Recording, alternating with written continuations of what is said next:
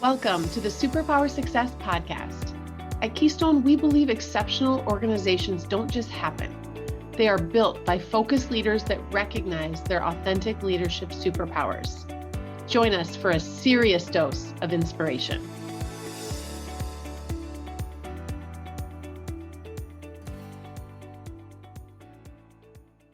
Welcome to the Superpower Success Podcast. I've got a bit of a treat for you today. I focus a lot on business, and today I wanted to have somebody that is stoking some of my adventure and my adventure spirit, who also is in business, but he's going to talk a little bit about, all the crazy things he does to his body and how he pushes his body and thinks differently and what that means to his life. So Shay Eskew is here. I'm going to run through the list, Shay. Like endurance athlete, a father of 5. So that in and of itself is just respectable on such a level.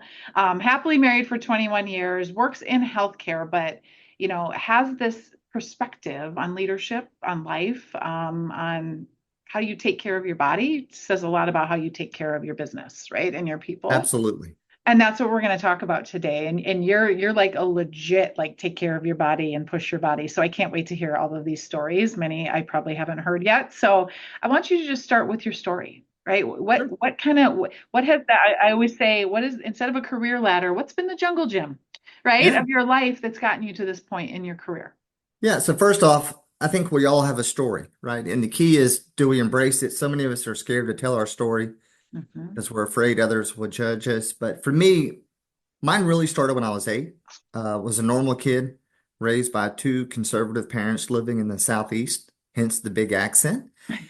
When I was 8, my mom had asked me to warn my neighbors about an aggressive yellow jacket's nest. The previous day, these bees had swarmed my entire bike. And so I recruited my 7-year-old friend. We walked across the street. We knocked on the door. The dad wasn't home, but the 15-year-old daughter was. And as we started to tell her about the yellow jacket's nest, she asked if we'd help her get rid of it. And again, I preface this by how conservative my parents are, right? They didn't drink, didn't smoke. I wasn't allowed to go to spend night parties, couldn't go to fireworks show. If there was any chance of anything bad happening, I couldn't be around it. And so as we walked out in the yard, we showed her the nest. She said, "Look, can you guys stand here?" It's about 15 feet away from the hole in the ground, which was the nest of the yellow jackets. She then grabs a match, throws it on the ground. We all know a match in and of itself does nothing. So we're standing there just watching these bees fly in and out. Next thing we know, she grabs a cup of gasoline, stands behind us, and pitches it. In an instant, I feel something splash on the right side of my face, my shoulder, hits my buddy, and then it hits that match, and we're engulfed in flames. Hmm. Luckily, I had the wherewithal to stop, drop, and roll. Got my fire put out. I looked over and I see my buddy engulfed in flames, head to toe, screaming.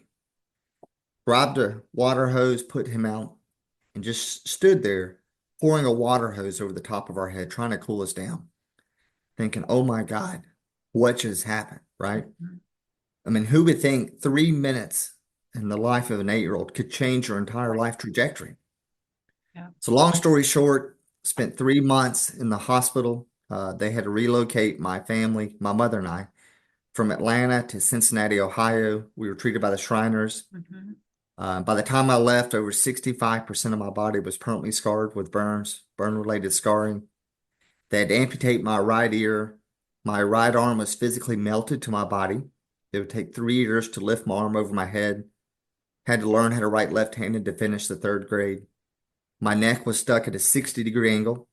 I would undergo 5 surgeries over the next 3 years just to be able to hold my head up high. And then to add insult to injury, was told I'd never play sports again. Now, I don't know about you guys, but I'm the type of person, the moment somebody tells you can't do something, you crave it, right? Right. Like if I said, hey, Jamie, you can never have chocolate again, Yeah. whether you like chocolate or not, Right. you I want crave it chocolate. just because I said you can't have it. Yep. And so that became my precipice for wanting to reclaim my life as an athlete.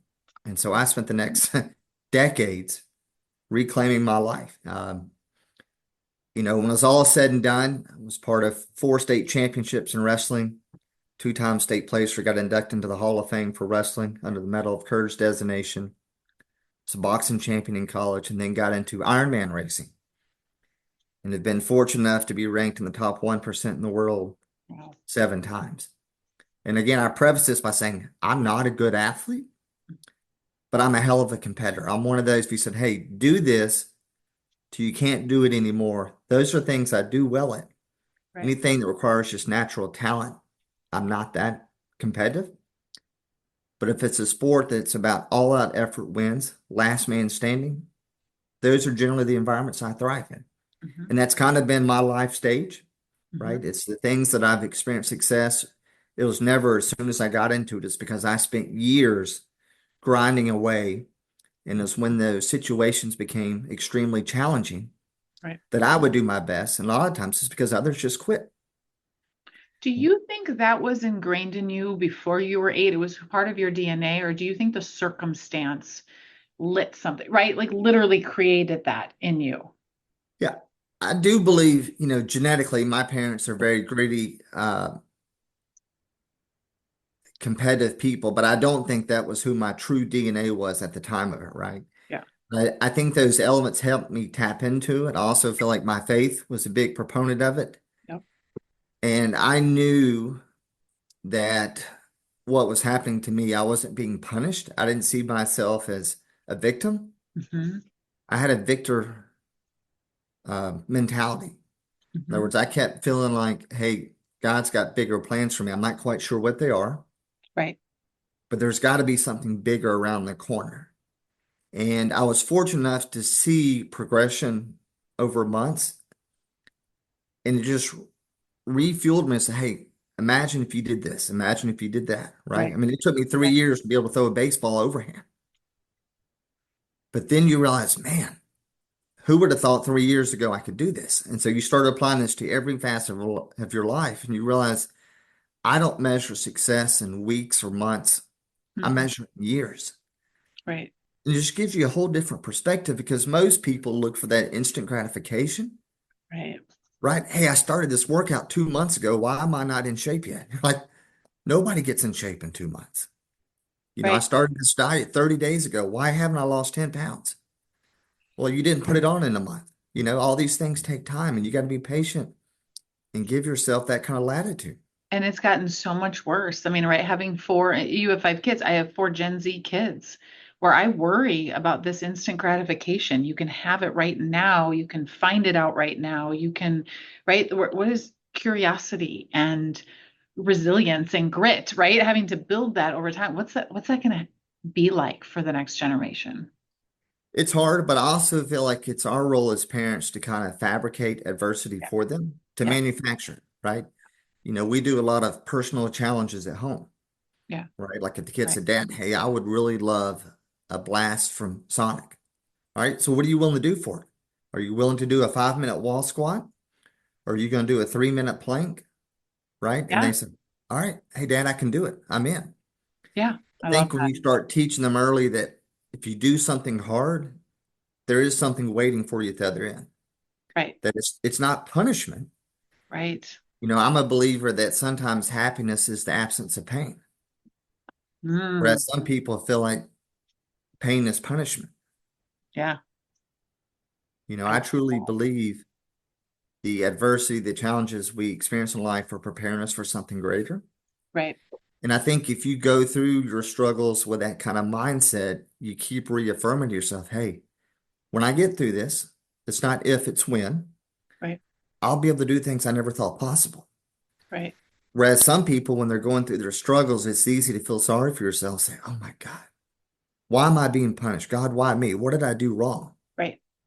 Whereas, hey, why me? In other words, why am I so lucky to go through it? You have Yeah. a whole different outlook on it. Well, and I think at such a young age for you to have gone through what you went through, because what I see is it's midlife and life has been relatively easy. No one's life is completely easy, right? But not in the trauma that you're talking about. And then and it's a cancer diagnosis or it's a death of somebody close to them, or it's right that sends them into the spiral because they haven't. So for you it's a gift for you to have had that. I know it doesn't sound strange to you. It might sound strange to other people to have that at such a young age because the maturity and the depth of purpose for you came way earlier than most people find all of those things out. Agreed. And for me, it's also having a sense of perspective. Again, I was fortunate enough that in this hospital, I was with so many kids far worse off than me, Right. right? Like I will never forget there was a 5-year-old girl that a lighter blew up in her face. Her face was melted to her chest, no nose, fingers for, nubs for fingers, but she always had a smile on her face. And as I would look at her, I said, all right, if she can smile, there's no way I'm complaining. Right. I have nothing to complain. Like this girl has really been through it. And I Yeah. think that's what we need to do when we're facing something is look around and say, you know what? I'm pretty lucky to go through this. Right. We talk about in our house, like when we have 5 bratty kids, you're like, God, you're driving me crazy. Then you think, Mhm. how many people would love to have 5 bratty kids? How many people that couldn't have kids or lost a kid or had a kid battling cancer would love to Right. have 5 bratty? Like it Yeah. really is a blessing. And I Mhm. think it's hard for us in the moment to have that sense of gratitude. But when we do, it makes you look at things differently. Yeah, I agree. I fully agree. So let's transition this just into career, into leadership. And I use a broad sense of leadership. It's not just in your job, it's in your Right? family, it's in your community, right? It's all of the parts of you. Is there a moment, a leadership moment that kind of shaped who you are kind of as an adult leader, like it shaped who you are, good or bad, right? That you remember like, oh, that's what leadership actually is.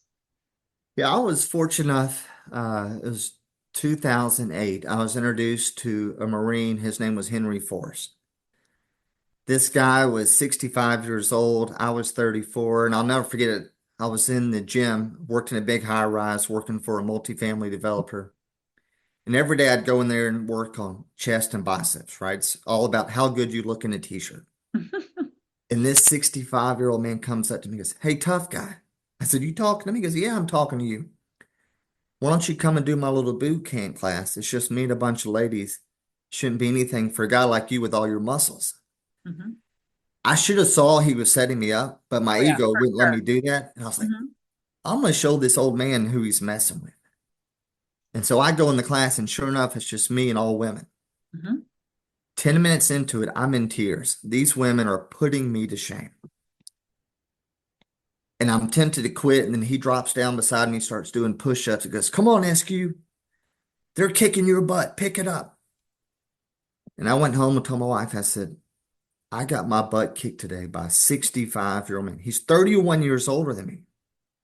He doesn't know he's messing with. And so I went back in there the next day. 2 months later, I was back in the fighting shape, dropped 20 plus pounds. Come to find out, Marine drill sergeant. He was also one of the original Ironman finishers from 1978. Mhm. He was one of the 13. Wow. Shortly thereafter, he got diagnosed stage 4 pancreatic. And this guy would do chemo, and then he'd come in and teach our class. As soon as somebody started to tear up, he'd yell at him, say, Get your butt moving. It's time to exit. And just the way he lived his life so courageously. Mhm. But he made me recognize just how important the gift of health is Mhm. and that we can't take it for granted. Again, I was 25 pounds heavier when I met him. And I wound up doing my first Ironman race to honor him. It was Mhm. me and a group of others in the class. And once you finish something where you've trained literally a year for it, Mhm. regardless of how you finish, just the fact that you finish, you walk away saying, What else in life that I think wasn't possible? Correct. Because I never took the first step. I never tried to achieve it because it just seemed too big. Right. But once you put a plan in place, say, Hey, can I do this? I always tell people and they say, I can never do an Ironman. I said, All right. What about tomorrow? If you and I met, could you run, walk for 20 minutes? We're not judging on speed. Right. Could you run or walk for 20 minutes? They're like, Yeah. Well, what if we met the next day? Could you ride a bike, pedal coast 45 minutes? Yeah, of course I could. I said, Congratulations. In 30 weeks of this progressive building, Mhm. you'd be an Ironman finisher. I've got the plan. I can send it to you. And it really is that simple, but Right. most of us can't fathom how would you start something that big? It doesn't happen overnight. And there's very much a fixed mindset, right? Versus growth mindset that I'm not I don't just have what I have, and this is what the cards I've dealt. It's 100%. that what could I be? And this happens in business and it happens in our personal life as leaders all the time. We limit Think ourselves. about, Jamie, if somebody were to tell you in advance what it would take to be a parent, there's no way in hell anybody would sign up for it, right? Right, But once you get into it, you can't quit, right. right? And then before you know it, your kids are graduating college. You're like, how did we do it? We could barely pay rent, but somehow we put four Right. kids through college, right? Our marriage survived all this. Yeah, And I think people need to give themselves more credit than they can. The key is just having the courage to yeah, start something. yeah. I love it. How would you, so we're on the Superpower Success podcast. So we like to talk about like what are your innate superpowers, right? And how do those show up in how you lead others? Like what do you think people would say are your superpowers? I think number one, it's grit. Hmm. Two, it's perseverance, determination, and discipline. Notice none of this revolved around talent Hmm. because I don't believe talent is a differentiator. I Hmm. think sometimes it's a limiter because we start relying on our talent Mm. and we forget that most successful people we know, it didn't happen overnight. It took years of showing up, dealing with rejection, and coming back the next day. I credit my dating life for teaching me that no doesn't always mean no, right? Just you get enough no's, you finally get to a yes over years and years and years. Hence my wife. And that's what to me it's about. It's just having the ability to not let failure set you back. This is part of the growth process. Right. And if you will always commit to showing back up, you'd be amazed. Like when people say, how do you run a marathon after you bike 112 miles? I say, look, I'm not running 26 miles. I'm running 1 mile 26 times. And that's what you do, right? You just break it up to Right. digestible bites. Yeah. And that's what life's about, right? Once I run 1 mile, say, all right, I run the next one. Before you know it, you Hmm. just ran a marathon. Hmm. And I think this is the difference between management and leadership in organizations too, is that a lot of people make it to those positions based on talent. Years of Yeah. experience, certain degrees, right? They've done certain things. They don't make it there because they have these innate other things. And then they get there and they don't know how to lead other people with grit and perseverance. And when things get hard, they can barely lead themselves. How are they supposed to lead a whole team of people? Because we haven't taught them that those skills are now the skills that are needed. It's no longer what degree you had and where you went to school, right? And how many Yeah. years you've been doing it. There reaches a point in life where it's the non-talent things that are going to get you to the next level. And think about, a lot of the great leaders we know, it's because they managed through a crisis, Right. right? When times are good, anybody can be a leader because things are going well. We've Right. all memorized all the talking points, how to Hmm. pat people on the back, but when times are hard, it's those people that can still energize and support their team to work towards the goal that we look up to and admire. And Jamie, I also think too, like me personally, I've always admired leaders that are transparent and vulnerable, Hmm. that kind of share with me, hey, look, I know this is hard for you. When I was getting started, here's some things I faced. Yeah. And it's hard to see it because so many times they've been in that role for 20 years now. We forget that, like us, they had to deal with these same things, Right. right? You're not just made a leader, you become one over years and years of experience. Right. We talk a lot about storytelling as leaders, and that is that transparency and vulnerability. How do you connect with people on a human level where they don't see you as their boss, right? Or somebody, they see you as a human that has been through things as well. Because so many of us don't share our stories. It's amazing because once we know somebody's story, Hmm. we respect them, right? Like there's stuff people are dealing with every day that we have no idea because Right. silently they're battling this. Right. And that's why I'm a big believer. Like I love knowing people's story because you look at them completely different, Yeah. right or wrong.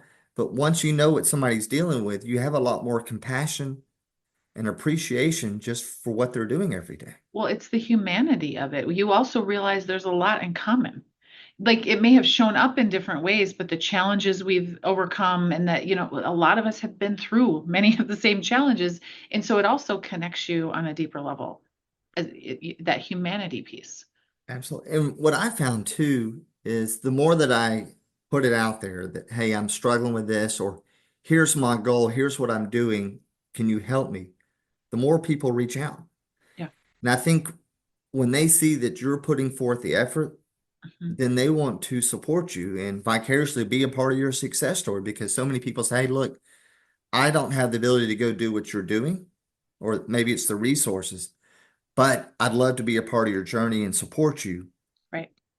And I've been just blown away over the years as I've become a little more comfortable asking for help. I won't say Mhm. I'm perfect at it, but the times when I do, people just overwhelm me with their Right. generosity. I'm like, really? You would do that for a complete stranger? And they're like, why not? Yeah.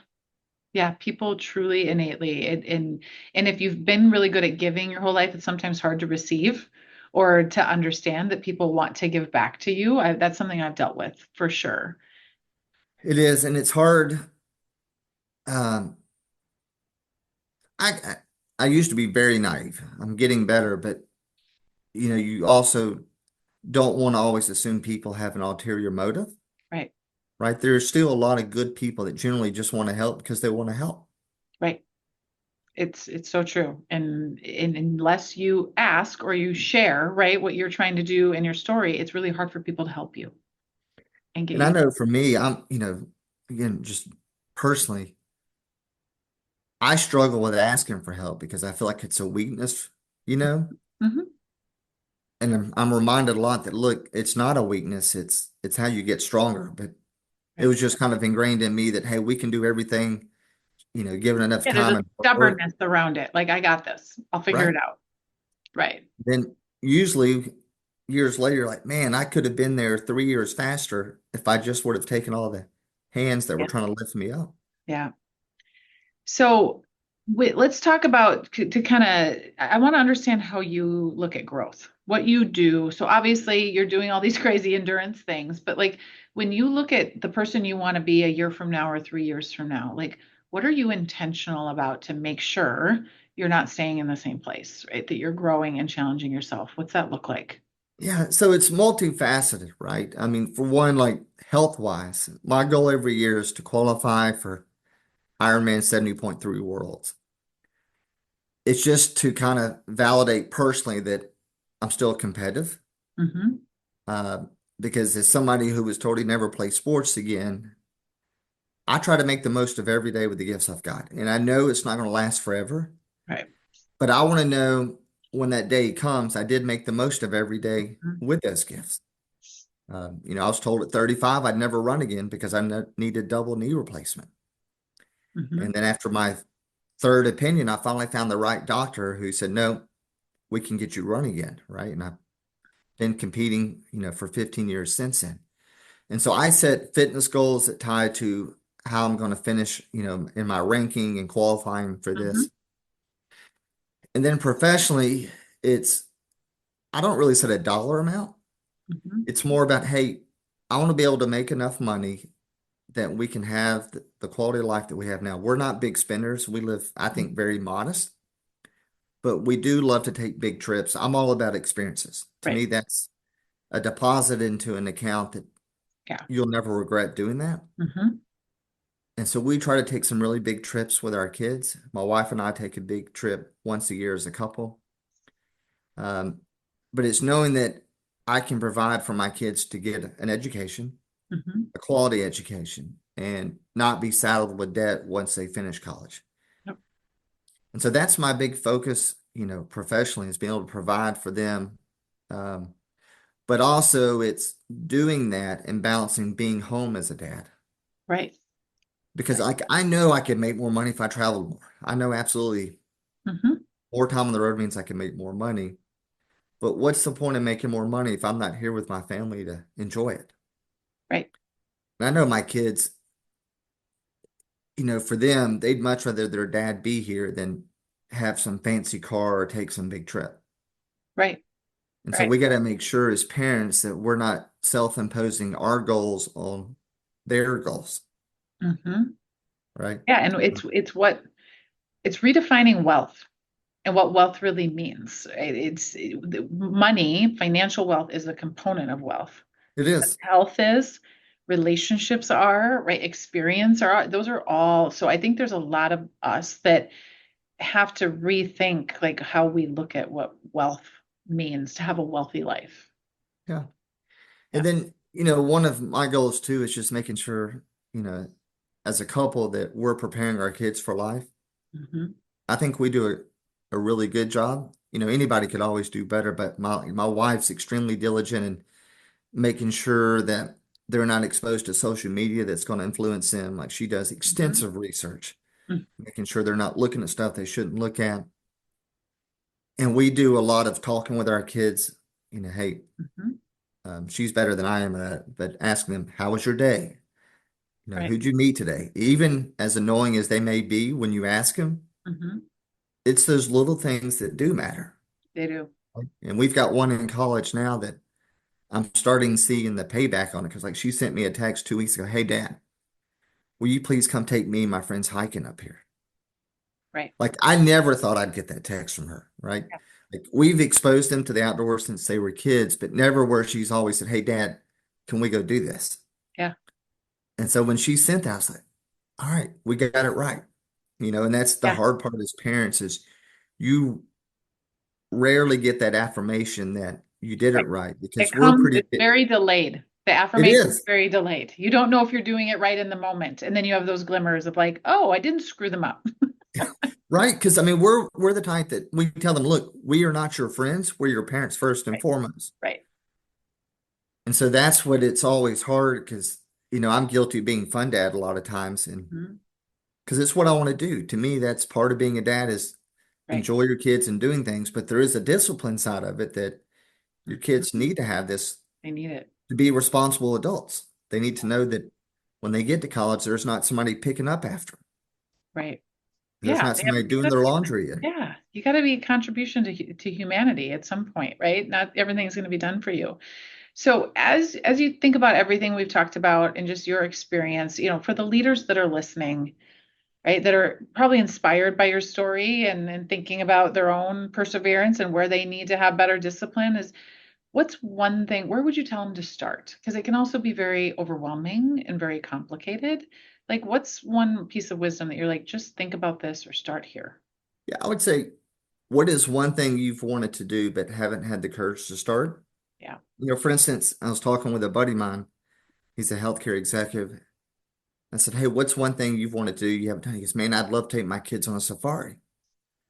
I said, why haven't you? He goes, well, it's probably too expensive. I said, really? I said, have you priced it? Hmm. And I said, oh, I just did one. We went to Hmm. Tanzania Yeah. and climbed Mount Kilimanjaro for my 50th birthday, and we did a safari. I said, man, that whole experience is $2,500. Right. He's like, really? I said, this was everything, meals, housing, everything, Mhm. right? For 10 days. So I'm pretty confident you could figure it out to make it work for your kids. He's like, and so I sent him the contact. I said, look, here's my guy. And I think that's what it is pick it. And then instead of looking at the reasons why you can't do it, write out all the reasons why you can do it and use your network to say, hey, help me fill in the gaps. Do you know somebody that can help me achieve this? And Right. Jamie, I think one of the things is also, we're taught early as kids that we need to have our career path mapped out, follow it, and Mhm. stick with it. And if you look at mine, you'd probably laugh. I graduated with a degree in wildlife and fisheries. I spent 6 months in the woods trapping bears for a living, Mhm. $75 a week. We lived in a trailer in the woods. And then after doing that, decided, you know what? This is more of a hobby than a career. So I went and got my MBA, did Mhm. finance for a while, and then, eventually worked my way into healthcare. But what I realized was this, 30-year journey I've been on Right. has afforded so many experiences. I mean, it's priceless. And nothing you could have planned if you had sat down and said it has to be this way and it's going to follow this path. It never does. Yeah. Right. But if you look at where I'm at today, you would think it's scripted because a lot of the times I speak at healthcare organizations about, hey, I was your worst nightmare, uninsured trauma patient, but I'm also one of your greatest success stories. Look at the life I went on to Right. lead, after I left your hospital, right? Right. And so it just makes sense now that I work in healthcare, working with hospitals, Yeah. but that didn't seem so straightforward when I was 18 starting college. Right. And so we need to know that just because we're on a specific journey today doesn't mean we can't change 180 degrees and Right. go somewhere different. It takes courage. And that's a beautiful way to kind of end the podcast before I have some bonus round questions that I want to ask Okay. you. But it's we are in a world that is changing so rapidly that if we don't have courage to step into the unknown, it's going to be a really, really nauseous ride. That's Yeah. all I know how to describe it as, right? The waves are going to throw you all around if you don't know how to have the courage to just say, I'm going to flow with it instead of fight it the whole Yeah. way. So I think it's a great reminder for all of us. Okay, so I've got a couple bonus questions that I want to ask you. Um, I want you to give a non-exercise answer to this because I already know it's probably health and exercise. But to lead well, we believe you need to be well, right? You need to be your own CEO, Chief Energy Officer. What's one thing non-workout related that you do every day to help your energy? Every morning, I make a cup of coffee with an extra shot of espresso and read for 30 minutes. That's how I start every day. Yeah. I And can for me, tell it's, the 17 stories of books that are yeah, behind you right now that yeah. you're a reader. And so, I mean, really, it's preparing my mind, right? I do my best thinking early in the morning. I want to read, Yep. and Yep. maybe it's boring, but I read nonfiction. But I Yeah. want to experience what others have experienced by reading their story. Yeah. I love it. I love that. Okay. If I could give you a billboard, a major highway, and you could put anything on it, what would you put on the billboard? You can always do more. Mm, I love it. And the last question, when I say the words ridiculously human, what does that mean to you to be ridiculously human? I think it's to believe we have to be perfect, Mhm. right? Like so many of us, we get embarrassed and we can't just laugh at ourselves. Right. To me, the more that we can learn just to have fun in life and laugh, Mhm. I think it's a key ingredient to success. The people that can make fun of themselves and embrace their shortcomings Mhm. is huge. Like Jamie, my friends, we always make fun of the fact I have a fake ear, right? Like Mhm. we take it off, I've left it on a TSA scanner going through the airport. It's you embrace these shortcomings. That's what makes you who you are. Right. And if Right. you think about it, our kids want to look like everybody else. Mhm. And then once we become adults, we don't want to look like everybody. We'll throw away an outfit because our best friend bought it, or Right. we look to get tattoos, anything to differentiate ourselves. Yeah. And so the more that we can just embrace who we are Right. and not fight it, I think the happier we'll be. Amen to that. What a beautiful way to end this conversation. Well, I've Thank enjoyed it. you for sharing your story vulnerably. I really appreciate that. And I know it will impact and shift perspective for a lot of people. And just for being here, taking the time to do this with us. This is a community of people who show up for these podcasts, not because they're overly produced, not because there's ads, right? Not because they want to hear the human stories and they want a small part of inspiration for that Right. day to say, I'm going to show up a little bit differently. And you certainly did that today. So I appreciate you, and to the community, I appreciate all of you continuing to engage. And the greatest gift that you can give Shay and I is to listen and share this with somebody else, right? That it will impact Absolutely. because we believe in the ripple effect. So Well, thank you, Jamie. I've really enjoyed it. And hopefully somebody out there takes one piece of it and they will. applies it to their life. They will. All right. Thanks. Thanks, everyone. Thanks so much for listening. If you enjoyed this episode, make sure and hit that subscribe button so you get the latest episodes as soon as we release them. And remember to keep maximizing your unique leadership superpowers. It truly is the key to building success, both in your career and in life.